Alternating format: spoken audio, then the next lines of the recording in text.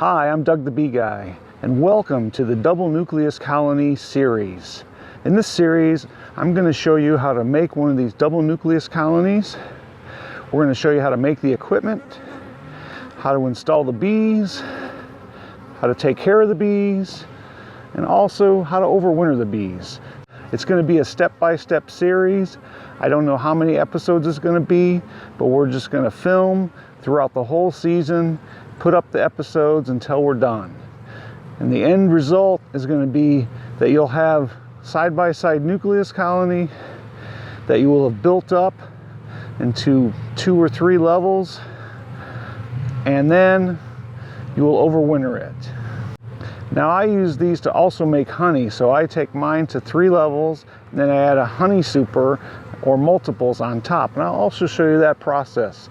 But the main idea for the double nucleus is to have nucleus colonies that overwinter so that you can replace your bees in the spring that have died. And we're going to show you that whole process in this series. And I'm so glad that you decided to do this, because you will be so excited to have bees in the spring that you made yourself. So let's get started. So today is April 15th, tax day. But you can see that this overwintered nucleus colony is just busting with bees. This one has been overwintered. I made it last year, starting down here.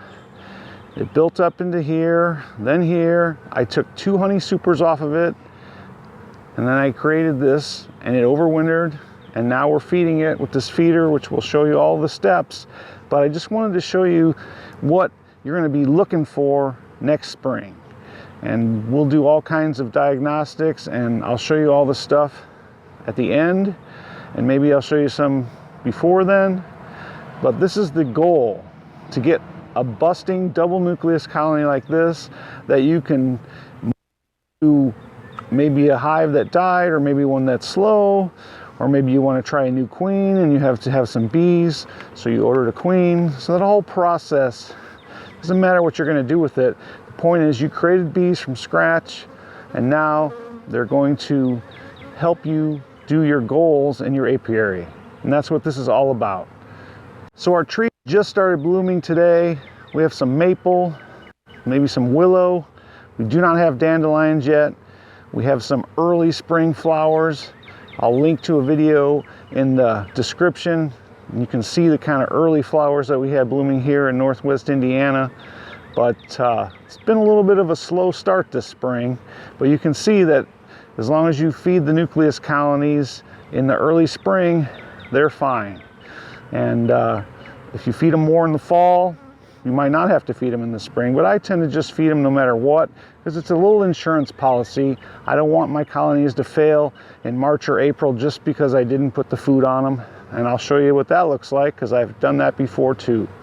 So I hope you stay tuned for this whole series, and we've got a lot of information. If you want to get notified when we put up a new video for the series, make sure that you subscribe and click the notification bell, because that's the only way that you'll be notified.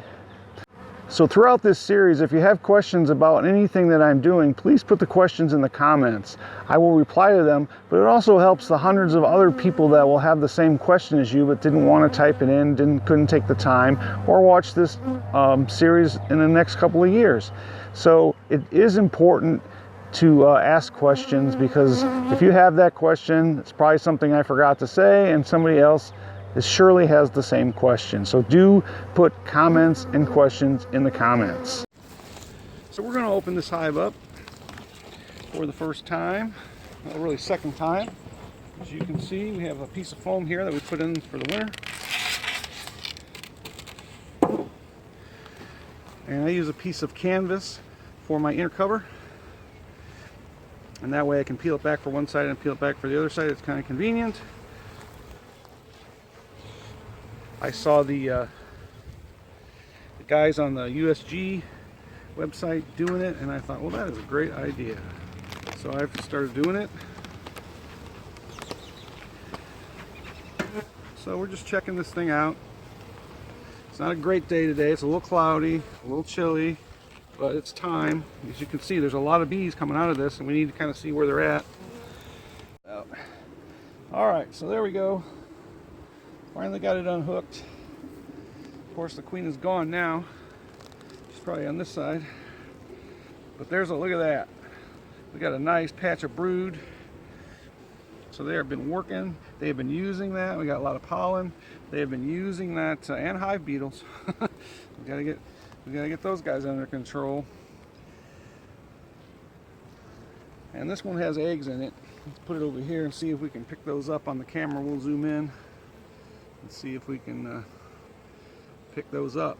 But observing the outside of this hive, I noticed that there's a lot more bees on this side and a lot more pollen coming in on this side. And sure enough, this one has bees all the way out to the 4th frame. So that's kind of a good indication. So the other one on the other side was probably just now starting to make brood, and this one has been it's been a little further ahead. As you can see on this one, there's just a tiny little bit of that pollen patty left. Not very much at all. From a 1-pound patty that was put in there 2 weeks ago, and there's some hive beetle larvae. And that's the downside of putting those patties in that early. They don't eat them that fast, and you could have some hive beetles that are left over, and they lay some eggs in there. But this hive looks pretty powerful, strong, so we'll keep an eye on it. But we're not going to worry too much about them taking over because this hive is strong. But this hive was very, very large, and so it kept it warm enough up here, especially with that styrofoam, and so you can see that the hive beetles survived our cold winter. We had a winter day this year with -57 with the wind chill. So you could see that the hive beetles did just fine in a warm hive. So there's a nice frame. They're actually bringing in nectar or honey. There's a couple of deadouts here in the yard that have some honey in them, and they're probably bringing that honey in actually, because I don't think there's any nectar at all, and none of our hives have any kind of food on them just yet. So I'm back to get it out, and they're getting all wound up. This is a very heavy frame. So this particular side, wow, look at that. This side actually has bees down below into the other section. Look at that frame of brood. Isn't that really pretty for April 1st in this part of the world? And this one is totally full also. So, and this is 2 frames out from the center. So this thing is looking good. Obviously the queen is doing fine, and they are eating food, laying eggs, making larvae.